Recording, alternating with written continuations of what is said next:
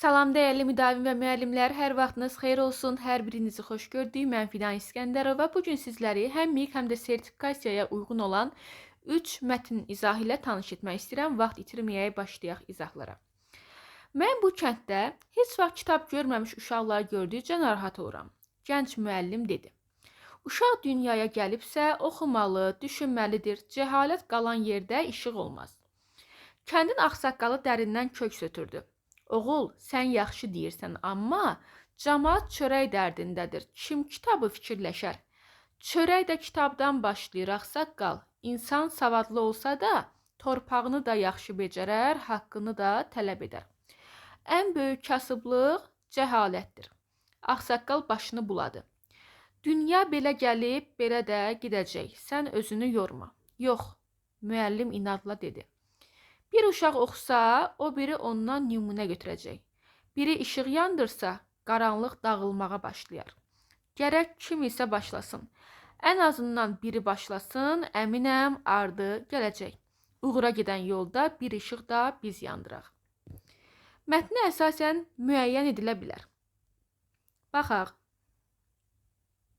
Müzakirə bir tərəfi çətinliyə təslim olan və digər tərəfi təslim olmayan mübarizə aparan iki müxtəlif nəslin nümayəndələri arasında gedir. Bəli, fikir versəz, ağsaqqal başqa fikirdə idi, oğlu isə digər fikirdə. Yəni, bunların fikirləri bir-birinin əksi idi.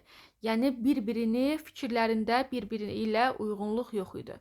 Məsələn, ağsaqqal asan yoldan getmək istəyir, deyir ki, kim kitabı nə edər? Yəni, kitabla qarın doyunmaz, belə deyək. Amma oğul izah edir ki, yox, elə hər şeyin başlanğıcında mütaliə etməkdir. Kitabı oxusa, həm cəhalətlilik, cahillik azalar, ümumiyyətlə, yəni dünya görüşdə artmış olar. Yəni, qısası, birinci fikir mətnə əsasən uyğun fikirdir ki, iki tərəf bir-birinin əksinə olan fikirlər deyirdi. Müəllim cəhalətlə mübarizənin yolunu təhsildə görür. Bəli, ağsaqqal yox da, məhz müəllim deyir ki, cahilliklə mübarizə aparmağın yeganə yolu təhsildir. Yəni, bilikli olmaqdır. Bilikli olmaq üçün də kitablar oxunmalıdır. 3 də uyğundur. Müəllim inamlı, qarşı tərəf isə ümidsizdir. Bəli, qarşı tərəf, yəni ağsaqqal deyirdi ki, kitab oxumaqla nə olacaq ki? Amma müəllim deyir ki, mən uğura gedən yolda bir işığı da biz yandıraq. Yəni, ümidim var ki, mütaliələrlə, kitab oxumaqla gələcəyə daha çox uğurlu addımlar atmış olarıq. Cavabımız olacaq D variantı. Digərlərinə də baxaq. Görək, niyə 2 olmaz? Cəmaatın maddi sıxıntıları təhsilə biganə yanaşmalarına səbəb olur. Buna görə də cəhalətdən çıxmamaqda günahkar sayılmırlar. Cahil qalmaqda çox haqlıdırlar. Heç mətni oxumasan belə, kimsə cahil qalmaqda heç vaxt haqlı ola bilməz. Kənddə oxumaq istəyən uşaqlara hər kəs kömək edir, dəstəkləyir. Xeyr, bu fikirdə uyğun deyil. Yəni, belə bir məlumat yoxdur. Cavabımız olacaq doğru olaraq 1, 3 və 5. Digər mətnə baxaq. Yeni texnologiyalar laboratoriyasının açılış günü idi. Prezident İlham Əliyev innovasiyaların önəmini vurğulamaq üçün bu laboratoriyaya şəxsən gəlmişdi. Burada o, bir çox mühəndis və alimlərlə tanış oldu. Hər kəs layihənin uğuru üçün bütün gücünü sərf edirdi. Prezident öz iştirakı ilə bu layihənin dövlət üçün nə qədər vacib olduğunu göstərmək istəyirdi. Binanı gəzərkən prezident bir əlində silgi, digər əlində lövhə parçası tutmuş yaşlı bir texniki işçi ilə rastlaşdı. O, sakitcə lövhədəki köhnə yazıları silirdi. Prezident ona yaxınlaşıb nə etdiyini soruşdu. Yaşlı kişi gülümsəyərək cavab verdi. Mən burada yalnız lövhə silmirəm. Mən də eyni zamanda gələcəyin alimləri üçün böyük bir güc sərf edirəm. Onlar üçün, yəni sadəcə mən lövhə silmirəm, gənclər üçün təmiz və ilham verici bir mühit yaradıram. Cavabımız oldu B variantı. Deməli, baxın, aya yazılıb ki, adi işçi olsam da böyük ürəyə sahibəm. Burada egoistlik yoxdur. Kiminsə özünü övməyi yoxdur da, belə deyək. Egoistlik, özgüvənli bir hərəkət yoxdur burada. Mən lövhəni silməsəm, heç kəs lövhəni siləsi deyil. Bu, yəni, bu hissəyə aid olan bir izah deyil, nəticə deyil. Mən gələcək nəsillər üçün lövhə təmiz olmalıdır mesajı verirəm, uyğun deyil.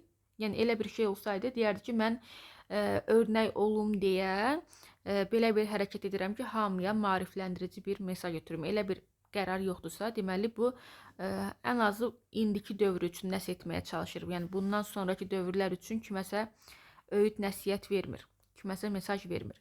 Mən burada fiziki cəhətdən çox əziyyət çəkirəm. Yəni kiməsə minnət də qoymur. Cavabımız oldu B variantı. Yəni lövhəni silmənin səbəbi gələcəyə olan, belə deyək, gənclərə olan ilham verici təşviqdir.